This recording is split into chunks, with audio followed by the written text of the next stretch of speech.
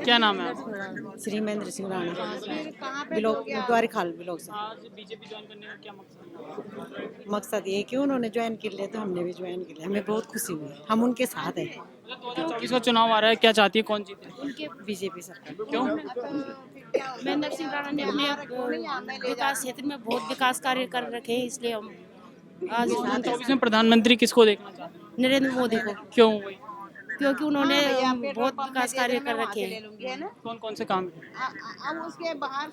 बहुत काम किए उन्होंने, जैसे गैस सिलेंडर और बहुत सारे काम किए। विपक्ष में से कोई आपको लगता नहीं है कि कांग्रेस का विपक्ष में से कोई प्रधानमंत्री का चेहरा होना चाहिए? नहीं, मेरे हिसाब से तो नहीं।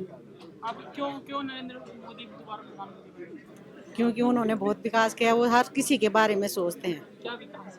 कि वो गरीबों के बारे में सोचते हैं, लोगों के बारे में सोचते हैं कि आगे बढ़े, कोई गरीब ना रहे। आपका क्या नाम है? मैं श्रीमती सुमा देवी, ग्राम प्रधान। अच्छा 2024 में चुनाव है लोकसभा के, क्या चाहती हैं, कौन आए दोबारा? मोदी जी को चाहते हैं। क्यों चाहते हैं? उन्होंने बहुत विकास किया, उज्ज्वला योजना चलाई और खाद्य सुरक्षा योजना चलाई और वृद्धा पेंशन, विकलांग पेंशन, किसी चीज से वंचित नहीं रखा हमारे गढ़वाल को। पहले जो हम जिस चीज को नहीं जानते थे, प्रधानमंत्री आवास हुए और मनरेगा से रोजगार, 100 दिन का रोजगार, ये सब चीज से आवास। अच्छा आप खुद एक ग्राम प्रधान है, अभी हैं या हाँ जी, पूर्व मैं हैं? अभी हूँ। कौन कौन सी योजनाएं चल रही हैं आपके गाँव में? हमारे गांव में राज्य वित्त की चल रही है, केंद्र वित्त की चल रही है और 14वां वित्त की चल रही है, मनरेगा चल रहा है। हाँ जी। क्या हो रहा है इन योजनाओं के अंतर्गत, क्या काम हो रहा है? राज्य वित्त में तो गांव की जो भी समस्या, जो प्रस्ताव पास होते हैं वो होते हैं, और मनरेगा में जैसे गौशाला हो गई, चारा नान हो गया और ये आवास हो गए और 100 दिन के रोजगार हो गए, ये सब काम है। हाँ तो जी। इसमें मोदी जी का कितना बड़ा हाथ है? उनका सबसे बड़ा योगदान मोदी जी का ही है, उन्हीं का हाथ से ये हो रहा है। हाँ जी। क्या नाम है आपका? राखी। कहाँ से आप? द्वारका? हाँ जी। अच्छा क्या चाहते हैं 2024 में कौन आए? मोदी जी, भैया कि उनके कार्य से सब लोग, उन्होंने सब अच्छे काम किए, विकास मतलब पूरे देश में विकास करे। सर मैंने बीजेपी के शामिल होने का फैसला इसलिए किया क्योंकि सर इसमें मुझे अच्छा लगा सर। जो भी ये पार्टी है ना सर, ये मुझे अच्छी लगी इसलिए ज्वाइन किया सर। उसमें माननीय जो हमारे उपराष्ट्रपति जी हैं, जो मिमिक्री से उनका उन अभद्र जो टिप्पणियां की गई है उससे हम ही नहीं पूरा देश आहत है।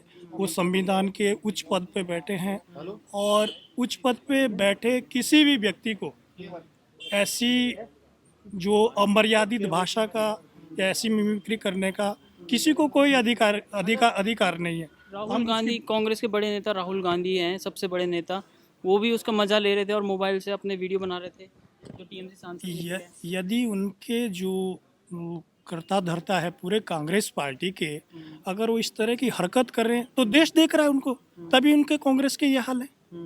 नहीं तो अगर कांग्रेस जो है इस तरह से आचरण नहीं करती, जिस तरह से करती है, जहाँ भी कहीं भी हमारा जो है हिंदुओं का कोई मामला हो या कोई संविधान के दायरे से, वो उसको नहीं मानते, वो उनका अपना वो है, वो अपने को बड़ा किसी को नहीं मानते। तो ये चीज़ है, इसीलिए कांग्रेस जो है गर्त में जा रही है। अच्छा क्या नाम है आपका? रवि दत्त शर्मा। 2024 में चुनाव है तो क्या लगता है कौन जीतेगा? साफ सी बात है, बीजेपी जीतेगी। क्यों? कौन? माहौल ही कुछ ऐसा है, लहर जो है बीजेपी की चल रही, मोदी जी की चल रही, योगी जी की चल रही, बस साफ सी बात है। क्या नाम है आपका? बलबीर सिंह पंवार नाम है जी। अच्छा पंवार जी, ये बताइए कि 2024 में चुनाव है, क्या लगता है कौन जीतना चाहिए? बीजेपी जीतनी चाहिए। क्यों? क्योंकि बीजेपी अच्छा कर रही है अभी। सर आपका? मेरा नाम मुन्ना सिंह राणा है। अच्छा 2024 में चुनाव आ रहे हैं, फिर से लोकसभा के चुनाव, तो क्या लगता है कौन जीतना चाहिए? भारतीय जनता पार्टी। क्यों सर? क्योंकि सबका साथ, सबका विकास और सबका विश्वास, ये मुद्दे लेकर के भारतीय जनता पार्टी केंद्र में भी और राज्य में भी अपना कार्यकाल पूरा कर रही है। तो सबसे एक जो आजकल नया वो चल रहा है, संसद के बाहर जिस तरह से मिमिक्री की गई उपराष्ट्रपति जी की, क्या कहेंगे? देखिए, ये एक संसद एक ऐसा स्थान है जो देश की सबसे बड़ी पंचायत है, उसमें देश का डिसिप्लिन या क्या कहते हैं जिसे नीतियाँ तय की जाती है।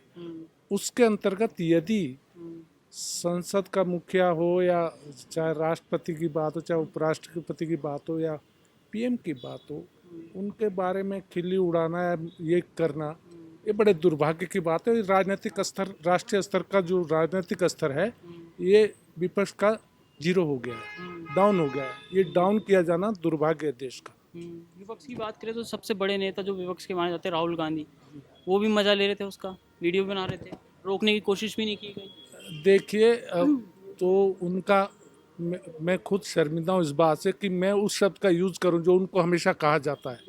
मैं नहीं कह रहा हूँ, क्योंकि हम राजनीतिक स्तर की समझ रखते हैं। हम राजनीतिक स्तर को, समझ को अपना डाउन नहीं करेंगे। मीडिया सब जगह देखता है, या लोग उनको कितनी बार किस नाम से पुकारते हैं, वो वही वजह है कि उनके कर्म ही इस तरह के। मेरा नाम सुरेंद्र जोशी है। बीजेपी में आने का अब फैसला बीजेपी में हम लोग क्या कहें, चक्राता से 200-250 लोग जो हैं आज बीजेपी ज्वाइन कर रहे हैं। हमारे जो नेता हैं गजेंद्र जोशी जी, जिन्होंने निर्दलीय से इलेक्शन लड़ा था, तो उनके कार्यकर्ता आज बीजेपी ज्वाइन कर रहे हैं। अच्छा हाँ जी।